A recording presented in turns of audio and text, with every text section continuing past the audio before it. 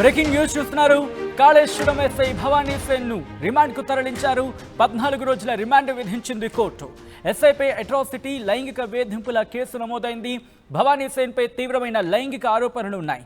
మహిళా కానిస్టేబుల్ పై లైంగిక దాడి చేశారు ఎస్ఐ.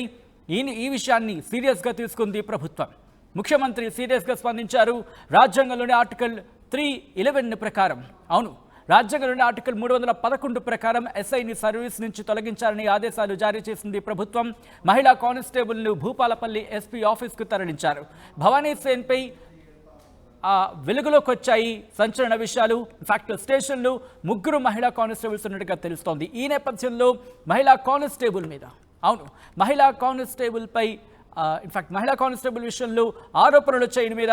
ఈ నేపథ్యంలో 14 రోజుల రిమాండ్ విధించింది కోర్టు. ఎస్ఐపై అట్రాసిటీ లైంగిక వేధింపుల కేసు నమోదైంది.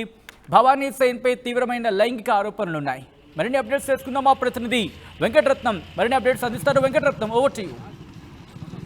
భూపాలపల్లి జిల్లా కాళేశ్వరం పోలీస్ స్టేషన్ పరిధిలో లైంగిక ఆరోపణలు ఎదుర్కొంటున్నటువంటి ఎస్ఐ భవానీ సేన్ పనిచేస్తున్నటువంటి పోలీస్ స్టేషన్ దగ్గర ప్రస్తుతం ఉన్నాము. ఒకసారి ఏం జరిగింది, దానికి సంబంధించినటువంటి ఇప్పుడే అనేక ఆరోపణలు వస్తున్నటువంటి నేపథ్యంలో కూడా మనం పోలీస్ స్టేషన్లోకి వెళ్దాం. అసలు కొంతమంది సిబ్బంది కూడా ఇందులో పనిచేస్తున్నారు. హెడ్ కానిస్టేబుల్ పై లైంగిక ఆరోపణలు ఎదుర్కొన్నటువంటి పరిస్థితి. అయితే దీనికి సంబంధించి కాళేశ్వరం పోలీస్ స్టేషన్లోకి ఇప్పుడు మనం వెళ్తున్నాము. అసలు ఏం జరిగింది అన్న దాని మీద కూడా ఇప్పటికీ పోలీసులు కూడా ఒక స్పష్టత మాత్రం ఇవ్వలేదు. ఎందుకంటే ఇది ఆల్రెడీ వీళ్ళను ఇక్కడి నుండి ఎస్పీ ఆఫీస్కు తరలించారు. భూపాలపల్లి ఎస్పీ ఆఫీస్కి తరలించిన తర్వాత అక్కడ వాళ్ళ ఎంక్వైరీ వేశారు. SC/ST అట్రాసిటీ కింద, అలాగే లైంగిక ఆరోపణలు, లైంగిక దాడి, అలాగే దీంతో పాటు ఇక్కడ ఆయుధ చట్టం కింద కూడా వీళ్ళ పోలీసుల కేసు నమోదు చేసి ప్రస్తుతానికి భూపాలపల్లి పోలీస్ స్టేషన్కి అయితే తరలించారు. దీనికి సంబంధించి ఇక్కడ ఉన్నతాధికారుల ఫిర్యాదు చేసినటువంటి బాధితురాలని కూడా అక్కడికే తీసుకెళ్లారు. హెడ్ కానిస్టేబుల్గా విధులు నిర్వర్తిస్తున్న తను కూడా ఇదే పోలీస్ స్టేషన్లో పనిచేసేది. దీంట్లో ఒక 3-4 ఇక్కడ కానిస్టేబుల్ కూడా ఉన్నారు. ప్రస్తుతానికి వాళ్ళు కూడా అంటే కొంత ఇబ్బంది పడ్డారా లేదా, ఏం జరుగుతుంది, అసలు పోలీస్ స్టేషన్కు సంబంధించినటువంటి ఎస్ఐ భవానీ సేన్ మహిళా కానిస్టేబుల్ను కూడా ఇప్పటికే తరలించినటువంటి నేపథ్యంలో అసలు ఏం జరుగుతుంది, కాళేశ్వరం పోలీస్ స్టేషన్కు ఎస్ఐ భవానీ సేన్ పై కూడా గతంలో కూడా ఆరోపణలు ఉన్నటువంటి నేపథ్యంలో అసలు ఎలాంటి చర్యలు తీసుకుంటారు అధికారులు అనేది కూడా ఆలోచించాల్సినటువంటి అవసరం ఉంది. ఇదివరకు కూడా ఆసిఫాబాద్ జిల్లా రెబ్బెన పోలీస్ స్టేషన్ పరిధిలో కూడా పనిచేస్తున్నప్పుడు గతంలో మహిళా కానిస్టేబుల్లపై కూడా ఇట్లాంటి లైంగిక వేధింపులు వచ్చాయన్నటువంటి ఆరోపణలు అయితే ఎదుర్కొంటున్నారు. దానికి సంబంధించి అక్కడి నుండి అలాగే ఇబ్బందులకు గురి చేస్తున్నటువంటి దాంతో ఇక్కడికి భూపాలపల్లి జిల్లాకు తరలించారు. అంతకుముందు మంచిర్యాలలో కూడా ఇలాంటి ఆరోపణలు ఎదుర్కొన్నట్టుగా తెలుస్తుంది. అయితే దీనికి సంబంధించి ఇప్పటికీ 2 సార్లు అధికారులు కూడా మందలించినప్పటికీ కూడా ఎలాంటి మార్పు రాలేదని చెప్పి కూడా తెలుస్తుంది. కానీ ఉన్నతాధికారుల ఆదేశాలతోటి శాఖపరమైనటువంటి దర్యాప్తు అయితే చేపట్టినటువంటి పరిస్థితి. ప్రస్తుతానికి ఇక్కడ కాళేశ్వరం పోలీస్ స్టేషన్లో మనం ఉన్నాము. ఒక్కసారి పోలీస్ స్టేషన్లోకి మనం ఎంటర్ అవుతున్నాము. ఇక్కడ సిబ్బంది కూడా కొంతమంది ఉన్నారు. మహిళా సిబ్బంది కూడా ఇక్కడ విధులు నిర్వర్తిస్తున్నారు. ఎందుకంటే ఒక భరోసాను ఇవ్వాల్సినటువంటి, రక్షణ కల్పించాల్సినటువంటి వాళ్ళే ఇలాంటి చర్యలకు ఉపక్రమిస్తున్నటువంటి ఒక ఆరోపణలు అయితే వస్తున్నాయి. కానీ దీంట్లో నిజం ఎంత? ప్రస్తుతానికి మహిళా కానిస్టేబుల్ కూడా ఉన్నారు. ఎందుకంటే తను నిజంగా ఆరోపణలు ఎదుర్కొంటున్నారు. కానీ వక్రబుద్ధి ఉన్నటువంటి ఎస్ఐ అయితే మిగిలిన వాళ్ళకు కూడా తెలియాలి. ప్రస్తుతానికి మహిళా కానిస్టేబుల్ కూడా ఇక్కడ విధులు నిర్వర్తిస్తున్నారు. మేడం నమస్తే అండి. ఇప్పుడు మీ పేరేంటి మేడం? అనుష. ఇప్పుడు మీరు గత ఎన్నేళ్ళ నుంచి ఇక్కడ పనిచేస్తున్నారు? 3 years అయిపోయింది. 3 years. అయితే ఇక్కడ భవానీ సేన్ గారి మీద, ఎస్ఐ గారి మీద ఒక లైంగిక దాడి ఆరోపణలు ఇవి వచ్చాయి. అసలు దీనికి సంబంధించి ఇక్కడ జరిగినటువంటి సంఘటన గురించి కొద్దిగా బ్రీఫ్ చేయండి మేడం. ఏం జరిగింది అసలు? అంటే మేము ఇక్కడ ట్రైనింగ్లో ఉన్నాము. ఈరోజు వచ్చినాం. వచ్చిన తర్వాత జరిగిన విషయం తెలుసుకున్నాం, ఇట్లా జరిగింది. అంతేగాని ఇక ఆఫీసర్ కాబట్టి మామూలుగా మేము రెగ్యులర్గా వర్క్ చేసి సార్ చెప్తే మేము చేసినాం. అంతకుమించి మా విషయంలోనైతే ఏం జరగలేదు. ఓకే. అంటే ఇప్పుడు హెడ్ కానిస్టేబుల్ తన పైన ఇక్కడ అంటే లైంగిక దాడి జరిగిందని చెప్పి అంటున్నారు. రివాల్వర్ బెదిరించారు. ఇటువంటి ఎన్నో ఆరోపణలు వస్తున్నాయి. ఇటువంటి సమయంలో నిజంగా అతను మిగిలిన వాళ్ళతో ఎట్లా ప్రవర్తించేవాడు? అంటే మా సిబ్బందితో అయితే చాలా బాగానే ఉంది. సార్ బాగానే, అంటే ఈ ఆఫీసర్ ఇట్లా వర్క్ చేస్తే మేము చెప్తే మేము చేసుకున్నాం అంతే. అప్పటి ఈ ఆఫీసర్ లాగానే ఉన్నాడు, అంతకుమించి ఏం లేదు. అయితే ఇప్పుడు కొంతమంది నిజంగా ఒక కామవాంఛ తీర్చుకునేటువంటి స్థితిలో ఆయన ఉంది. ఎందుకంటే గతంలో కూడా ఆరోపణలు ఎదుర్కొంటున్నారని చెప్పి చెప్తున్నారు. కానీ నిజంగా మీ పట్ల అంటే ఇంకా మిగిలిన సిబ్బంది కూడా ఉంటారు కదా, మీతోటి కూడా ఏమైనా తను ఎప్పుడైనా వక్రచూపు చూసేటువంటి అవకాశము అట్లా ఏమైనా అనిపించిందా మీకు? అనిపించలేదు, అట్లా ఏం అనిపించలేదు. సార్ వర్క్ చేస్తే చెప్తాడు, మేము చేసుకున్నాం. Okay okay. ఇప్పుడు మిగిలిన సిబ్బంది కూడా ఎప్పుడైనా మాట్లాడుకున్నారా ఇటువంటి విషయంలో? ఇప్పుడు మీరు మహిళలు ఎంతమంది పనిచేస్తున్నారు ఇందులో? ముగ్గురు కానిస్టేబుల్ ఉమెన్ కానిస్టేబుల్స్ ముగ్గురం ఉన్నాం. ఒక హెడ్ కానిస్టేబుల్ మేడం ఉన్నారు. హెడ్ కానిస్టేబుల్ మేడం మీదనే ఈ ఆరోపణ, ఆమెనే ఈ ఆరోపణ కేసు పెట్టిందంటారు. ఓకే. అంటే మీకు ఇప్పుడున్నటువంటి సంఘటనలు చూస్తుంటే తను నిజంగా ఆరోపణలలో నిజం ఉందని మీరు భావిస్తున్నారా? అంటే మేము మా పట్లనైతే సార్ బాగా అంటే ఆఫీసర్ లాగానే ఉన్నారు. ఇక మేము ఆ రోజులు ఏం కాబట్టి మేము చెప్పలేము.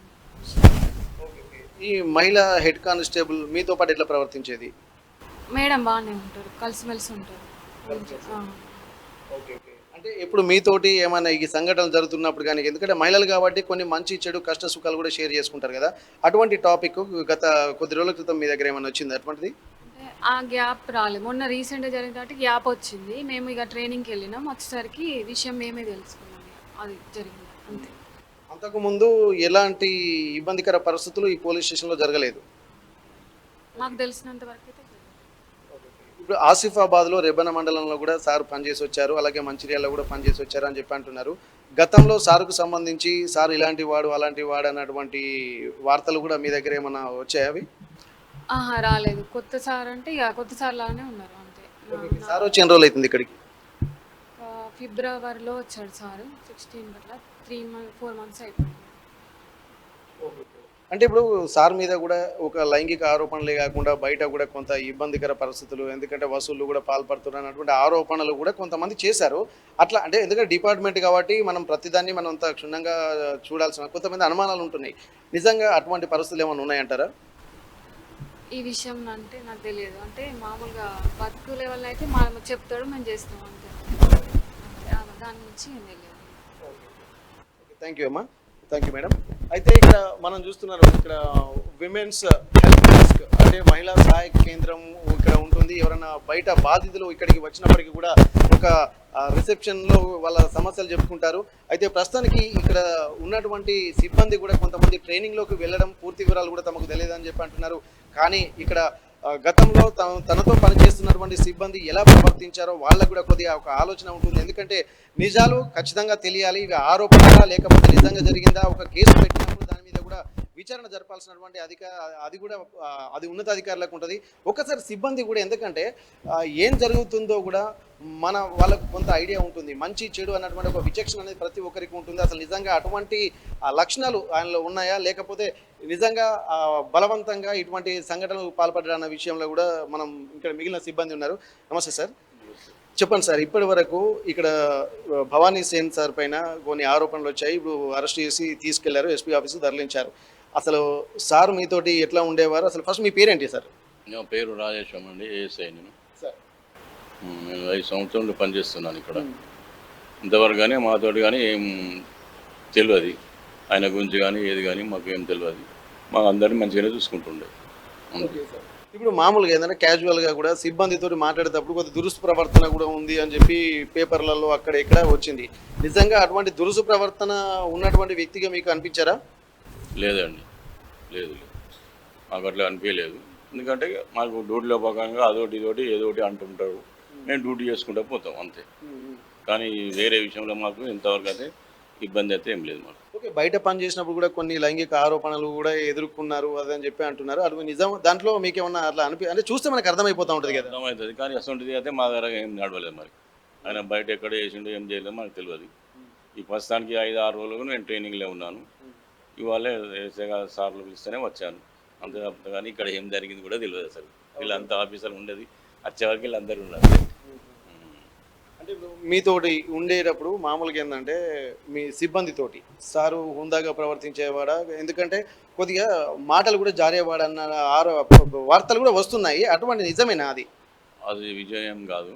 ఇక మా డ్యూటీ విషయంలో మమ్మల్ని మందలిస్తుండే అంతేగాని మా జై ఎందుకు అటు పోతున్నాం అంతే మాత్రం, కానీ వేరే విషయంలో మమ్మల్ని ఏం ఇబ్బంది పెట్టలేదు. ఓకే. ఓవరాల్గా సార్ పైన ఆరోపణలు వచ్చాయి. ఆరోపణలను దృష్టిలో పెట్టుకొని ఉన్నతాధికారులు ఏఎస్పీ గారు కానీ డిఎస్పీ గారు కానీ వచ్చి వాళ్ళు స్వాధీనం చేసుకున్నారు. నిజంగా ఇప్పుడు ఈమె పెట్టినటువంటి కేసులలో బలం ఎంత నిజం ఎంత అన్నటువంటిది చూద్దాం. కానీ సార్ మీతోటి ఎట్లా ఉండేవారు, దీంట్లో నిజమైనటువంటి పరిస్థితులే ఉన్నాయని చెప్పి మనం అనుకోవచ్చా? బాగానే ఉండే మాతోటి, ఇక బాగానే ఉండే, ఇక మాతోటి అయితే ఏం లేదు. So okay, thank you sir. అయితే ఇక్కడ మనం ఒక్కసారి కనుక ఇదే పోలీస్ స్టేషన్లో తను విధులు నిర్వర్తించేవారు. కానీ ఉన్నటువంటి విషయాల్ని కనుక ఒక్కసారి కనుక మనం పరిశీలించినట్టయితే తమతో పాటు తమ సిబ్బందితో పాటు సారు చాలా బాగానే ప్రవర్తించేవాడు అని చెప్పి అంటున్నారు. ఎప్పుడు కూడా మహిళలను కూడా మహిళా విధులు నిర్వర్తిస్తున్నటువంటి మహిళా కానిస్టేబుల్లను కూడా మనం అడిగి తెలుసుకోవడం జరిగింది. ఎందుకంటే వార్తలు వస్తున్నాయి, దాంట్లో నిజం ఎంత అది ఉన్నతాధికారులు కూడా తేల్చాల్సిన అవసరం ఉంది. ఎంక్వైరీలో కూడా మిగిలిన విషయాలు బయటపడతాయి. కానీ తమ దగ్గర మాత్రము ఎప్పుడు మాకు మిస్బిహేవ్ చేయలేదన్నటువంటి ఆలోచనలు అయితే ఇక్కడ వీళ్ళు చెప్తున్నారు. అటువంటి పరిస్థితులే మాకు ఎప్పుడు ఎదురు కాలేదు అన్నటువంటి ఉంది. ఇది మనం చూస్తున్నటువంటి ఎస్హెచ్ఓ గారి రూము. ఇదే రూమ్లో సార్ ఉండే భవానీ సేన్ గారు విధులు నిర్వర్తించేటువంటి వారు. అయితే ఇక్కడ దాదాపు ఇక్కడ ఏ పరిస్థితులు ఉన్నా కానీ ఎటువంటి పరిస్థితుల్లోనైనా సరే కొన్ని ఆరోపణలు